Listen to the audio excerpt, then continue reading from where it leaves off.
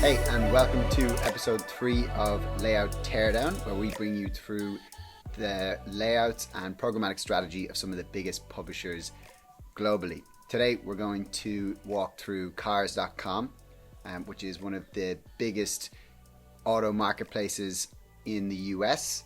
This is an interesting one because it's a different type of publisher. So we have a different business model. They're generating most of their revenue through basically leads, so people buying cars online, and really advertising, or media as they call it, is normally seen as a supplementary business. Now, we know from a lot of the kind of our bigger publishers that we work with that it's a growing area within their businesses, but they need to make sure that those ads aren't impacting what's really driving the revenue. So pretty unique from that perspective. Also, just in terms of the user type they have, the data that they have, and the auto segment having so much revenue in it and money in it in terms of advertising, and there's just a lot of ways that they can make money. So it's an interesting type of website to look at from that perspective. So my name is Ben. Hey, I'm Brock. And we will be jumping into this one. We'll kick it off in terms of looking through the site on desktop, mobile, and showing you guys what we think is good, where we see some improvements, and generally giving you guys some tips as we go. Okay, so we are now going to jump in and have a look at the data. Obviously, we haven't seen any of the real data, but we're using a few Chrome extensions and tools to give us an insight on what the kind of traffic looks like. So we're pulling up SimilarWeb within here. So we can see they've got a really significant amount of monthly page views coming through on site and a really strong visit duration. This is kind of what you would expect on a marketplace like this. We've got people browsing and looking through sites a lot. In terms of geography, Brock, we've got almost all traffic is really coming from the US. Yeah, it makes sense to me. I would imagine these guys who were born and bred in the United States, they've got a US-centric strategy. I think that will spill into their media strategy as well. When you think about why Cars.com existed, in the beginning, they would have been all about just getting the user to actually buy that car. So they'd have I'm guessing, a very substantial lead product that goes out to all the dealers around the States. And now what you're seeing is a blended media strategy that's very much focused on the US. Plus, I guess for users, they want to go to the place that has the most cars, the most choice. So it makes sense that you would, I guess, get that wheel of growth. The more cars you have, more users you got, that kind of stuff. And that's easier to do in one country. The conversions as well, I would add to that. Yeah. Like if they've got a nice wheel that's churning out users into these dealerships or even an online form or something like that, yeah. I'm sure a lead cost form on the dealer side would be very, very, very lucrative. Definitely. And then just on traffic sources, so it's pretty split between search and direct. So that's interesting. They've obviously got a pretty good search strategy in place, and I guess there is people coming to the site anyway, but it seems pretty heavily on the search side from what I would have anticipated here. Yeah, Cars.com, and that's the complete URL domain. I feel like that's going to be feeding right into their search strategy. Definitely. And I'm sure with that kind of brand recognition, they're going to have a lot of people that are coming back, and that'll be your direct channel building up over time. So in terms of the makeup of what do we see on these kind of car marketplaces, what does the, I guess, revenue breakdown look like between their, I guess, actual product, and then within media, what's that like, direct versus programmatic? How do you see that kind of looking? Yeah, I would imagine that it follows a very standard marketplace model, even outside of the automotive space. Yeah. So they would have been born directly looking to get that lead revenue, and they would have probably been 100% automotive revenue driven, as in sales. And then over time, some media starts to creep its way in, put an ad somewhere, put an ad next to the gallery or whatever they do. And then very, very quickly, the media part becomes like a massive piece of their P&L. Yeah. So I would think now it's probably getting closer to 50-50, although that's fairly much guesswork. Yeah. But when a company like that has to go through such a transformation, Yeah. it becomes really important to have a nice blended strategy and a blended team, and that's not that easy to actually execute. I mean, really, any website where you've got such close buyer intent, where people are like literally searching and in the kind of idea of making a purchase, so advertisers want to be across this area. And unlike, say, property sites are similar, but you don't have ads for one house, whereas cars, you've got brands, you've got specific vehicles, so there's a lot of revenue and money put behind these kind of ads. So there's a lot of revenue that's available. As we know, the product guys don't particularly like the ads because they think that this is pulling away from the end objective here. But we've seen some really slick strategies that allow you to keep ads relatively simple, but use all that really rich buyer intent data that you've got there to I guess drive revenue, not just open auction, but selling it in a variety of ways. Yeah, I would be very surprised if cars.com haven't really spent millions of dollars developing out their audience strategy, and that is then fueling their media strategy, right? If they're able to tap into that buyer intent, they're able to collect it in a privacy safe way and make it available to buyers, I have no doubt they'll be able to turn a tidy profit out of that. Yeah. If I could tell Volvo that this person was interested in a Volkswagen, that's some super valuable information, and I'm sure I could charge a pretty penny for it as well. So, okay, we will now jump into looking through the layout specifically. Really, on any of these types of sites, there's two core areas that drive 70 to 80% of the revenue. So we've got our listing section or our search section. So we've searched for a type of vehicle that we want. And then we've got the details page. So the details page is once we've gone through onto this page and we're looking at more information. These types of sites will have a lot of other content, but really that's just about bolstering, I guess, traffic, SEO experience, those kind of things.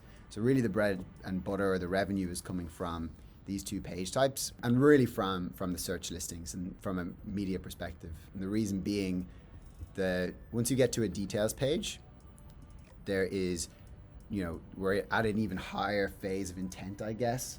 And so the model of getting leads is even more important at this point. So it's normally a bit more protected. Yeah, I think conceptually it's probably basic enough marketing funnel stuff. Yeah. You're going from search/purchase consideration into buying intent into action behavior, and hopefully for these guys a bit of purchase. Yeah, exactly. So we'll start off on the search page. So first thing we can see is we do have a header bidding auction running. So they've got a bit of demand in there already. From your analysis, they've actually done their own pre-bid build here. That's what it looks like. I also noticed that you must have a VPN on because obviously we're in Australia and I didn't see any pre-bid, so they go on a bit of a venture first. Yeah. So it looks like they have a localized strategy. Yes. And that might be just because of some of the requirements with some of their OEMs and the deals that they have to manage, and of course privacy around the world is not as easy and simple as it can be. That's true. We've seen a lot of publishers just cut off bothering with European ads just because of the effort that's there. Plus we've got 93% coming from the US and Canada, so I guess maybe they've just decided the risk isn't worth the return there. Yeah. The other thing is they could really use their almost 10% traffic as just a test bed. And looking at SimilarWeb, they're getting some Australian traffic. They're going to have some tier 1 eyeballs. They're going to get decent CPMs. They'll have enough volume to actually try some things. So that might be something they look at in the future. Yeah. First thing we see obviously is this huge billboard. So 970 by 250, really nice position. I would guess this is sold out most of the time direct. Like that's kind of a pretty premium spot there. Yeah, I think so. I think this is your centerpiece. I would imagine they have a homepage solution as well that they might be shipping out for direct, but search is where the action happens. It's above the fold, so inherently has a bit of extra value. It's 970 by 250, and if you've got OEMs looking to put in a beautiful nice billboard, Infinity ad, yeah, that's you can charge a pretty penny for that for sure. Yeah. Any optimization opportunities? The major thing will be speed in this case. Yeah. You know, if you want to refresh that one there, Ben, Yeah. let that run. They've done a pretty good job at optimizing the page, and as you can see there, obviously, hope our internet is up to scratch. But you're also loading a nice, well designed and probably heavy creative. Yeah. You might have a bit of user banner blindness from that one. Off they go. They start scrolling. They hear "look at cars," not "look at ads." There was a bit of a delay there. I guess the one tweak we could do there is try to make this unit a bit more valuable and a bit more viewable. So from similar units that we've seen, particularly at that kind of loading speed, you're at kind of a 40 to 50% viewability rate, really. So it looks like it should be a lot higher than that. What we've seen other car marketplaces do is just have a small sticking function so that we'd have that unit stick for 100 pixels. So we're just a little bit more likely to get that user eyeballs on it. It rolls away straight away and we're back to the same content. So I think that would be probably a small piece that we could do there, but it could have a big impact even on the direct side. If they're serving sort of roadblocks across a search result or key category, they could have that headline billboard and then like a 720 by 90 sticky that takes for the first, say 5 or 6 images or links. Yeah. That might be a way to keep that nice premium looking top of page experience, and then of course get a little bit of extra cash from a nice viewable unit. Next we've got our within listing units. So it looks like a lot of these are being lazy loaded as well. So we've only got certain ones actually coming as we scroll. Lazy loading actually looks pretty good as well. It seems to be catching it. We've got this super good native unit. Presumably they've done a good job there. That's direct, is it? Looks like it. Yeah. Can you count how many actual listing positions there? So four down. Within 4, they've got a nice car image. All the text matches in the same color for the call to action. And it's served through GAM as well. Yeah, so it keeps it nice and centralized, easy for the media teams to manage that, and it looks pretty slick. So and then we've got our sidebar sticky on the left hand side, 300 by 600. Again, really nice. We've got this unit is super interesting. Looks like a shoppable format gallery type unit, maybe custom. I'd be direct only, and they get a very nice CPM from this, I imagine. It's good that they are allowing something immersive in there as well. Not only does it break up the content, it actually gives sort of Infinity in this case the ability to be quite creative aware and try and drive some sort of return on investment in what they're actually buying from cars.com. Definitely, and clearly they've bought out the whole section here. So any optimizations that you can see at the moment? I like this placement, by the way, just at the kind of page transition section. We often see this as like, I'd say, can be like the second most valuable location on these types of pages, just because users very often are changing page. So normally the further down an ad is, less likely it is to be viewed. For this unit, it's actually got pretty high viewability, but also high engagement. You've got users clicking and making a kind of action here. They're more inclined to, I guess, click on that unit, engage with that unit at that point. Anything else you would change, do, or add differently?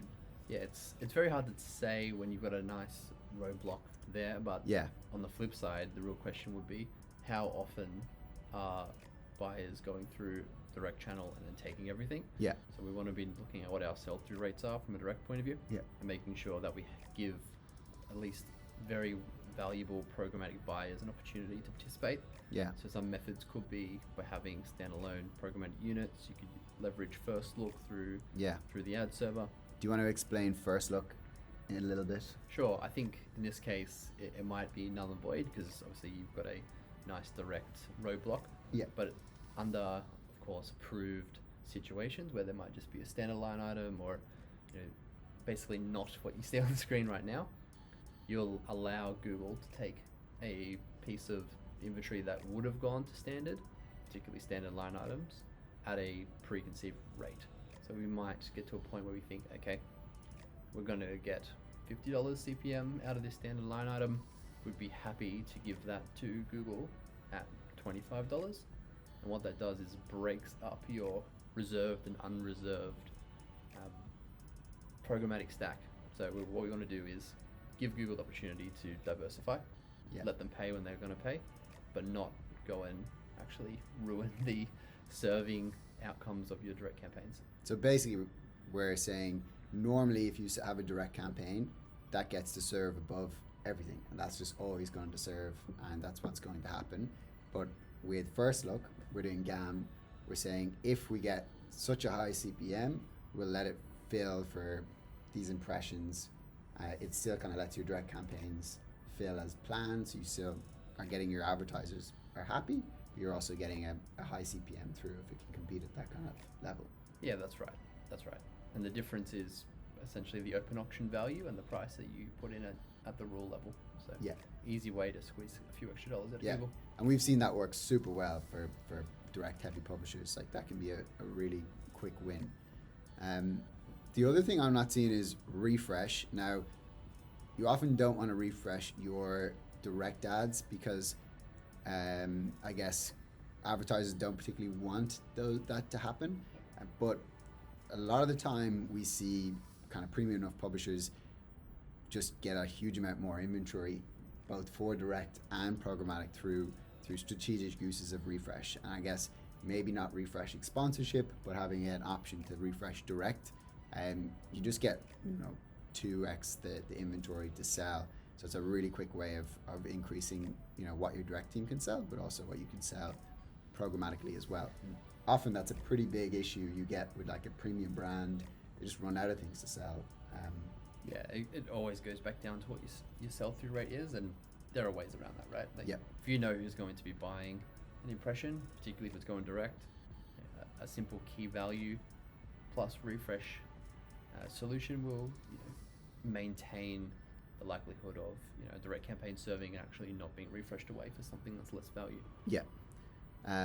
Last things, maybe just A/B testing the number of ads we have within the listings, their sequence, those kind of things. We've been able to get some kind of gains in A/B testing these things, potentially looking at the lazy loading that we actually have on page and trying to make that bit more scroll speed based. So often we find you'll get one user on this type of site that is flicking through the cars, being a very quick browse. Someone else is analyzing every thumbnail to the nth degree. We want to be able to get both of those so that we've got high viewability rates. So adjusting our lazy loading depth. So normally we just pick a pixel point above the unit to begin it. If we massively increase that for someone scrolling quickly, and then we shrink it for someone scrolling slowly, we're more likely to get that high viewability for them as well. So I think the final radical idea is probably not going to be liked by the guys at cars.com, but AdSense for search. It's it's not well liked amongst non-media product teams, but it pumps. It does pump. It's very clickable. It's basically linked ads, but very much driven by the context, and Google will pay plenty for those clicks. And this is something we might stick just at the bottom. Yeah, you'd put it right by the pagination at the bottom of the page. So if you scroll there, you can see that there's currently a leaderboard, and this would be a perfect A/B test candidate. Having nice, particularly if you've got like the purple link color, maybe an off-white background, you might be able to pick up a few people. But of course, the thing you really got to measure is how much is that going to cost you for sending that user to somewhere else. That's true. So what we found with any of these types of sites, there's always hesitation to do any of these kind of optimizations, because anything that's going to impact people moving from search to details page is a negative. So we want to be able to A/B test anything that we're doing, so we can obviously show that there's an uplift, but also show that there's no impact to the wider business. And really that's the best way of getting some kind of buy-in internally.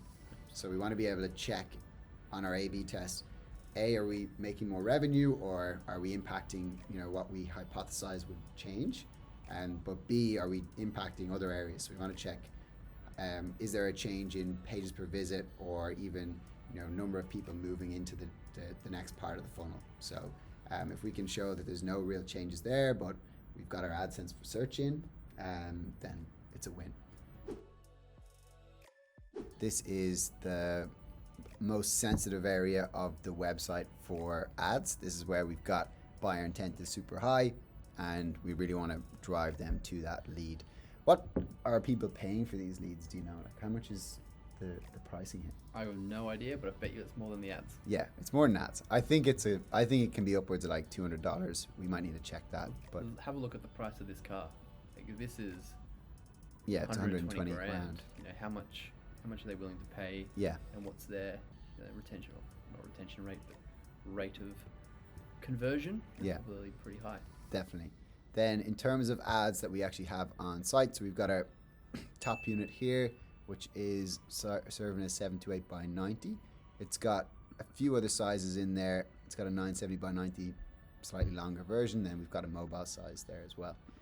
As we scroll down, we've got the gallery. So this is often a pretty hot area of the page for users. And we got a really nice ad position there. So my guess is view time on that is pretty high.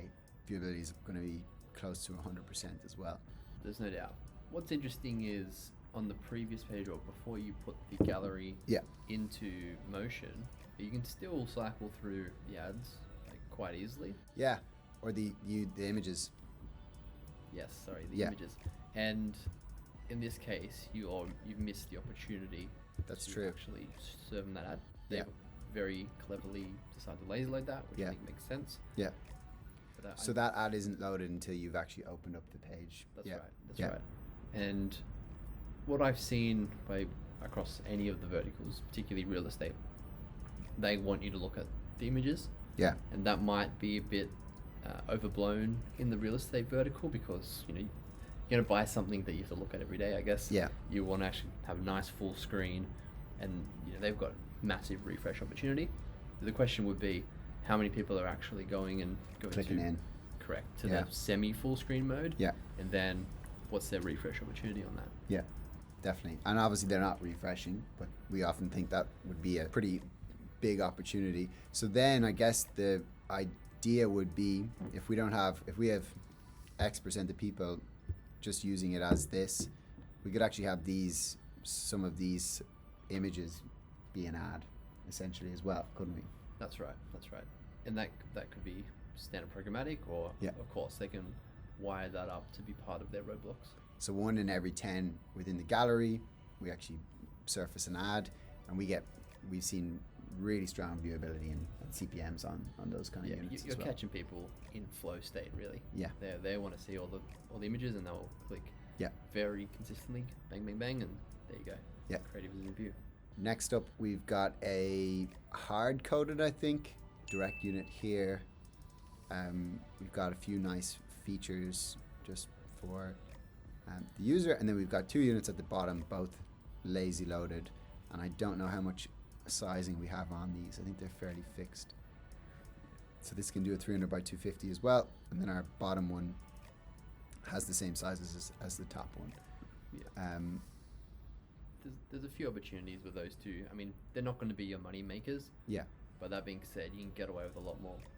Having a latent 970 by 250 on this page is always going to be more valuable than not. That's true.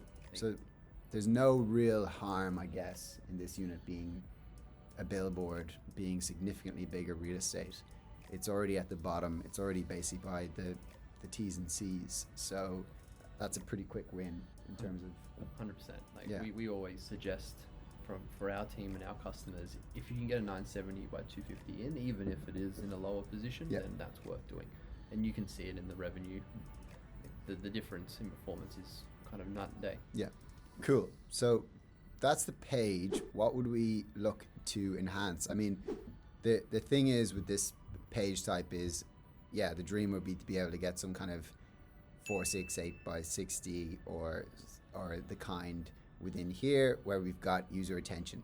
Users are going to go from the gallery down to the details to basically make their decision. This is where there is going to be all of the engagement, but at the same time, this is also where they're making their purchase decision as well. Yeah, this is really challenging. If you don't mind scrolling up for me, Ben. Yeah. Like this contact seller form is the gold Yeah. nugget, really. Yeah. This is where they want all their users to go. Yeah. They want people to put their names in, they can collect that data, they can charge for that lead. Trying to get an ad around there is always going to be tricky internally, but that's where the performance is going to be. A/B test it. Let's see it. We'd always suggest that, of course. Yeah. The other thing is they've got this really nice navigation bar. Yeah. So very easy for you to flick to the next in the series. Yeah. So the real question will be, how many people are using that? Do they have telemetry on that kind of usage? Yeah. And if so, could they make it more prominent and move the ad down a little bit? Yeah. It's nice how it pulls you back up to top of page. I don't know if this is on purpose, but you get a view of that ad every single time. Like if I'm here, I don't particularly need to be pulled back up to the top again, but I do, and I get to see that ad again. It's nice for our ad tech eyeballs. Yeah, we like definitely. to see the viewability. I wonder, from a user point of view, particularly if you're maybe not looking to really buy and you're just looking at cars for either a hobby or you're sort of at the start of the funnel. Yeah.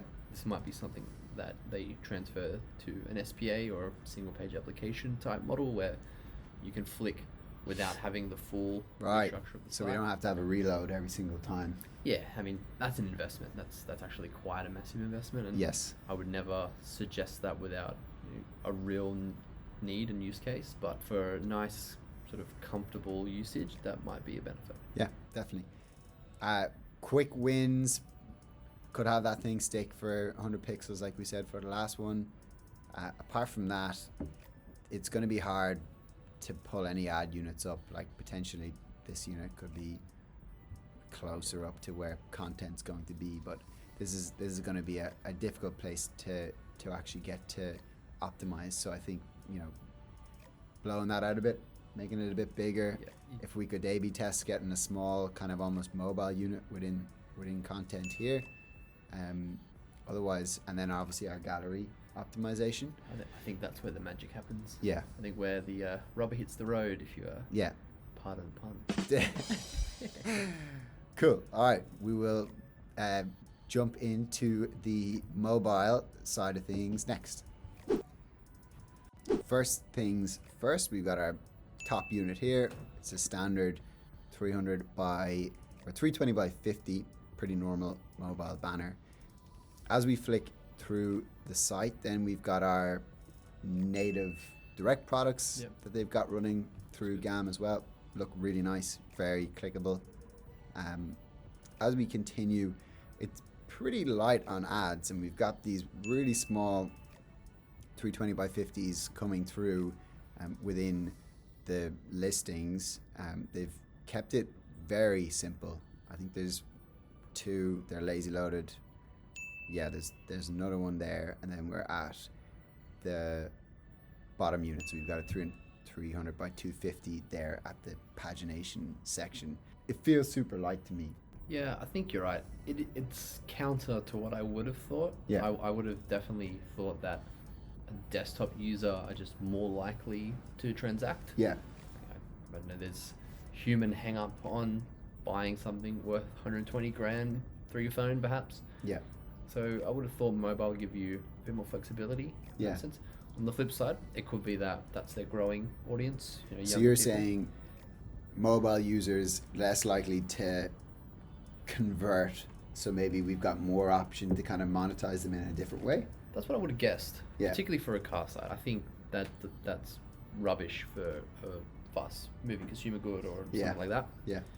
But for a car, in particular a house, I would have thought that... You're getting on your computer. Correct, yeah. But I guess in this case, you're probably just filling out a lead form.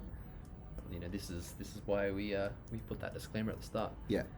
The other piece is why they wouldn't use 300 by 250s in content, which is interesting. Because it feels like this, the actual site is built around those are almost 300 by 250 like ad or images, galleries. So I would have thought that it actually adds to or not adds to it, but I guess it more blends in. I'd recommend pumping them out to a 300 by 250 pretty quickly. I think it would have a massive impact on performance. This is a nice unit though. We've got a gallery direct unit here. Yeah, the rest of the units that you were scrolling through looked programmatic, at least from here, and with 300 or 320 by 50s. I'm not sure if that's really doing much for them. Yeah. Okay, so let's go through and pick what we would actually change in here, Brock. Yeah, there's the notable omission of the sticky footer. It's a volume gainer. It's all about just getting impressions, giving them a little bit more to sell, particularly for their direct strategy. Yep. There's refresh opportunity when you do that, of course. Highly viewable, decent CPM. Yeah. It's more or less a standard across the internet these days as well. It drives up overall viewability across site as well, so you're really helping everything perform a little bit better too. Yeah, it does. I mean, how valuable that is arguable, but of course, when you're trying to tell a brand a story, particularly these car brands, you want to be telling them a story with data. Definitely. And viewability is one of those key data points that we want to make sure is continuing to go up. Yeah. What else are we seeing perform well on this type of site? Yeah, the real question, of course, boils down to what the user's doing. Right. And if there's healthy scroll, I think you could probably get away with even direct or programmatic, some sort of interscroller unit. Yeah. So what I've seen work quite well in the direct sense is full screen video. So when I say full screen, remember we're on a mobile device.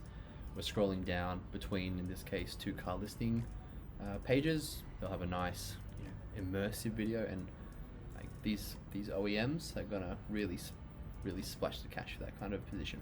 Yeah. So this is, I scrolled down I basically get a full page video from a car brand, effectively, that's in my face, interstitial kind of job. 100%. Yeah. It's going to be intense. There's no doubt about it. But of course, you're charging for that. And on the flip side, you trade that off. So you would maybe serve this video unit, and you wouldn't have other in contents, and you wouldn't have a sticky footer perhaps. And we could use that position programmatically as well, right? We can do programmatic interscrollers.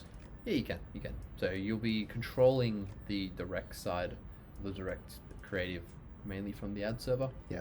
And perhaps you might need to load in some JavaScript or something, but I think these days most of it just runs out of the standard requested size anyway. Yeah. Anything else you're requesting or testing or adding? Again, it's about getting that 300 by 250 demand. Yeah. Like if we're wanting to really boost what's left over or remnant or what comes to us at the open auction shop, we want to be getting the best sizes in there. And for mobile, that's 300 by 250. Yeah, definitely. Once we've got that space as well, we can keep the 300 by 50 running anyway, keep that competition in there. Yep. Key thing we'd probably do there is try and fix that container and just get that smaller unit scrolling within that position, so we get a little bit more viewability. Our product is called the Ministicky. You're getting, I think, about an 8% viewability bump by that, so it looks a little bit nicer too. Kind of scrolls nice. Anything else? Yeah, I think that's the main 3 that I push. Yeah, we might A/B test actually where the ads are placed, sequence, that kind of stuff. Of course, and that's a whole other sort of kettle of fish, really. The real question is, what is the media team trying to achieve with the site? Yeah. And if it's volume, then there's ways to get around that. Obviously, with new units, that's going to spill over into the direct stuff. If it is just CPM and viewability, then that's the path you'd probably take. Okay, so any last optimizations that you can see here, Brock? Yeah, when I was playing around with the site before, I noticed that even at the search page, you can actually flick through the images. You can, yes. So it's just interesting. So I'm hoping that they have some sort of measurement on that, maybe some sort of event or telemetry system that allows them to see if that's being used. Yeah. If it is, you could sneak an Mrec in there, perhaps. Yeah, definitely. It looks like you only get a few, but you click through and brings us to the details page. Yeah. So that's probably a nice transition to here. So let's have a look through this section of the site.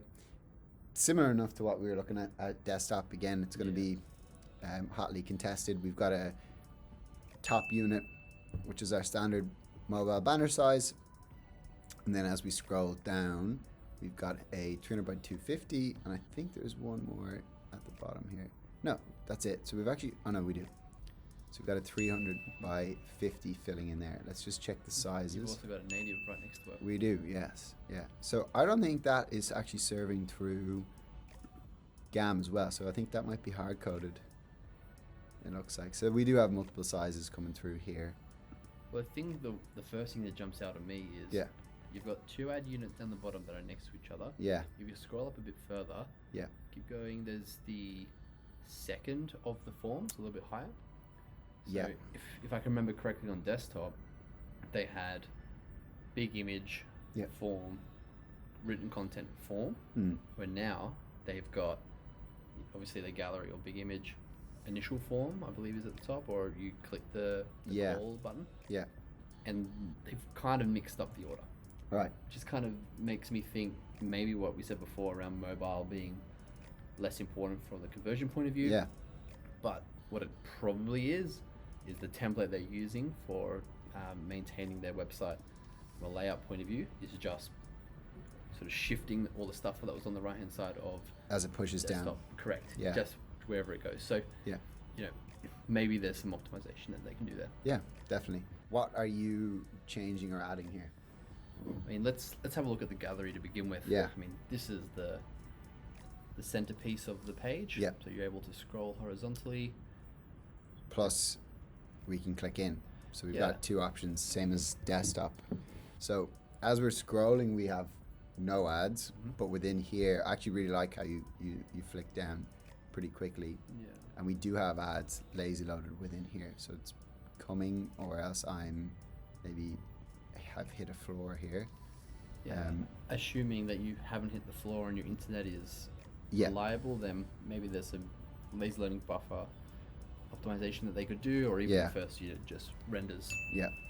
But this is a long page. We've got quite a bit of scroll depth in here. I think a mobile sticky probably wouldn't hurt too much in terms of the actual conversion rate that we've got here. We've got the user not quite beside the contact form anymore. We've got that viewability and view time kind of, I guess, taken advantage of in this position. Are you able to expand the image to be full screen? Yeah. I'm not getting it on here. Quite look like it, or at least perhaps the view button. I'm not too sure. Either way, as a user, how am I getting like the full immersive experience? Yeah. I don't really know. So I guess we're saying, one, we could probably harness this section a little bit better by having one of these be an ad unit, maybe every 5, 10 images. A/B test that one. A/B tested. 2, we click in to the actual gallery, and we've got a scroll ability. So we've got, I guess, probably users in here for quite a period of time. So we're taking advantage of that with a mobile sticky unit and potentially some lazy loaded units within there as well. Yeah. What they also could do is embed their lead form as a native style or some sort of creative template that takes those positions. So they can at least see if they can capture people at the end of the image cycle. Yeah, that's a really good point. We've then got our kind of, I guess, next important unit here, which is our 300 by 250. They've put that right by the contact seller button, which actually seems like a pretty good position there. Like you'd want it higher up the page, but if you can't get that just because of business rules, that's quite a nice position for it to be in. Anything you would do here to improve, enhance? Yeah, I think I would put my product manager hat on and wonder, should my second lead form be in that position, or do I need to move the price history above, then the lead form, then the ad, or put the ad between the two? Yeah. Because this is counter to what they're doing on desktop. Yeah. And that might be because they have a much more thought out desktop and mobile strategy than I am perceiving as I'm flicking through the site, or as you are. Yeah. But it is strange to me that they have, if you can scroll up a little bit, a form, go a bit further down. Yeah. They've now got their native, they've got their related. Recirculation Yeah.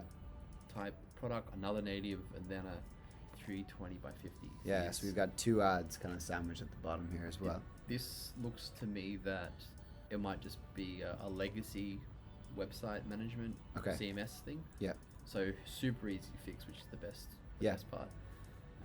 This really now, improve the visibility. the only thing I'm thinking is there could be some kind of idea that we haven't thought through, or that there could be a form, like they could have decided in actual fact that 300 by 250 is performing better than the insurance tab they have here, or your payments on the vehicle, getting a loan or financing. But I guess it's not the core call out or CTA on page. I think in summary, you've got all of these little, I guess, widgets, where a few of them are ads, some of them are more standard sized, some of them are native, and then of course you've got your contact dealer buttons, you've got your forms. So you could really go and run quite a nice multivariate test and see what goes where. Correct. What's actually going to produce more revenue? As you mentioned before, the ad might be doing pretty well. And then where am I getting the actual interaction, which is the most important thing when you're trying to sell cars. Yeah, definitely. Anything else to call out? I know it's not coming up on mine, but they had a really nice Outstream piece as well. So do you want to explain a little bit about Outstream and how that was being used? Yeah, I think Outstream for this kind of website is absolutely perfect. So it goes back to the previous point around full screen mobile video. This is not necessarily full screen, but it is video. And car manufacturers or OEMs spend a metric ton fortune on marketing because there are a ton of investments there. They do video really well. They've always had TV budgets. What we're trying to do for this kind of website is take more YouTube budgets. So what's quite easy to buy in YouTube or in other high frequency video platforms, we want to get the high spending OEMs, the high spending car manufacturers to build beautiful video creative and put that into the key positions on cars.com because they just look so good. From an ad point of view, the experience is nice, it's clickable, it's interactive, there's sound. They'll pay a much higher price as well from a CPM point of view for cars.com. Much higher. And the idea with Outstream is you can get that video content or video advertising without having video content. So you don't need to be a content producer. You don't need to be, on YouTube building that kind of content. You can stay as a publisher and true to your roots, but still get that video quality and that kind of high CPM as well. You could go pretty crazy, and if cars.com classified all of the cars that were on the site, so they knew who the make, model, like what they were, and they went to the manufacturers and said, look, we're going to have a video in the gallery proposal that you can take. You'll know exactly what the make and model is. Now that probably in the first iteration might be what you actually manufacture, but then again you can sell competitive spaces to competition, which might be very interesting. So if I'm flicking through, say, a Mercedes AMG, then at the end I get a Mercedes AMG video. That might be quite an immersive experience that definitely uses the video / ad positioning to drive the lead form. Right. So we are happy in this kind of organization to use media as a proxy for pushing people towards actually spending money. Definitely.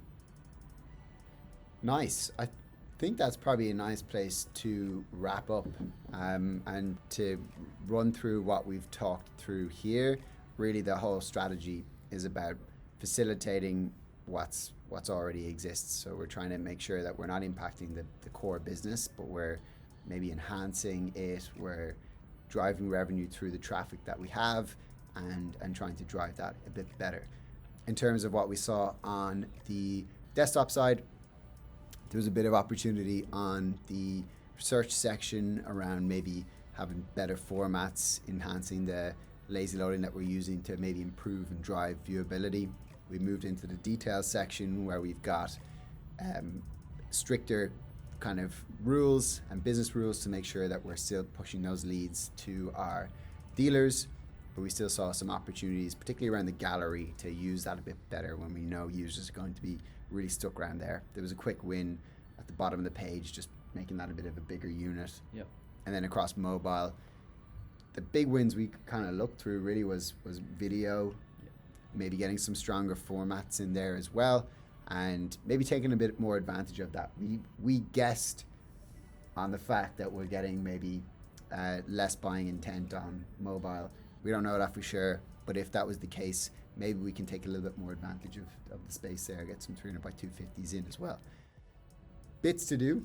I think we could get a bit of uplift there from the site, but overall they've fulfilled on the strategy that kind of you'd expect from this kind of publisher. I think that'll end and recap episode 3 of Layout Teardown with myself, Ben, and Brock. And if you learned something, enjoyed it, or have some feedback for us, leave a comment. We'll see you here next time.